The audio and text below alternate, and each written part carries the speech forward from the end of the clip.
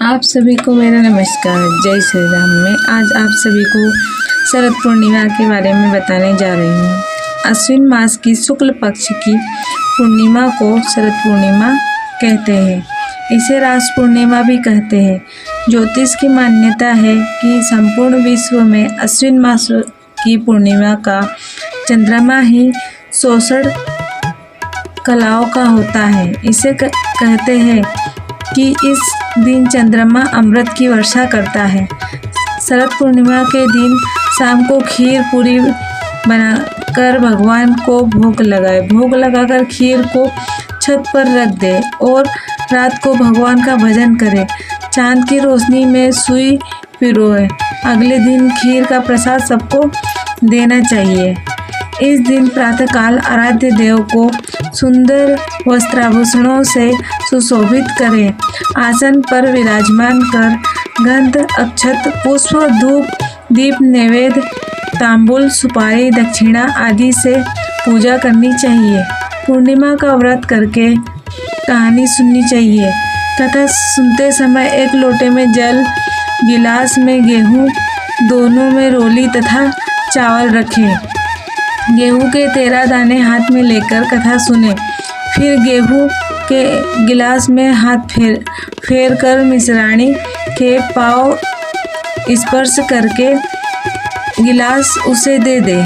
लोटे का जल रात को आर्घ्य दे। विवाहोपरांत पूर्णमासी के व्रत को करने के लिए शरद पूर्णिमा से ही प्रारंभ करें। कार्तिक का व्रत भी शरद पूर्णिमा से ही आरंभ करना चाहिए। इसकी कथा इस प्रकार है। एक साहूकार के 2 पुत्रियां थीं। दोनों पुत्रियां पूर्णिमा का व्रत रखती थीं, परंतु बड़ी पुत्री पूर्णिमा का व्रत करती थी और छोटी पुत्री अधूरा व्रत करती थी।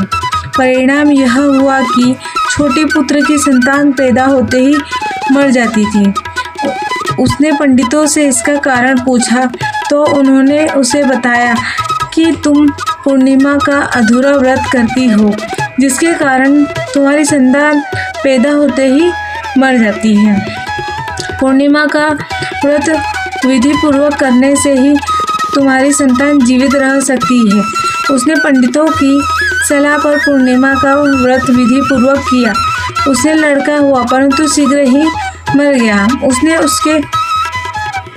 उसको पीढ़े पर लिटाकर उस पर कपड़े से ढक दिया। फिर बड़ी बहन को बुला कर लाई और बैठने के लिए वही पीढ़ा दे दिया। बड़ी बहन जब पीढ़े पर बैठने लगी तो उसका घाघरा बच्चे को छू गया। बच्चा घाघरा छूते ही रोने लगा।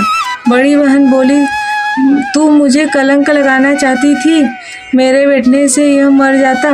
तब छोटी बहन बोली, यह तो पहले ही मरा हुआ था, तेरे ही भाग्य से जीवित हो गया। तेरे पुण्य से ही यह जीवित हुआ है।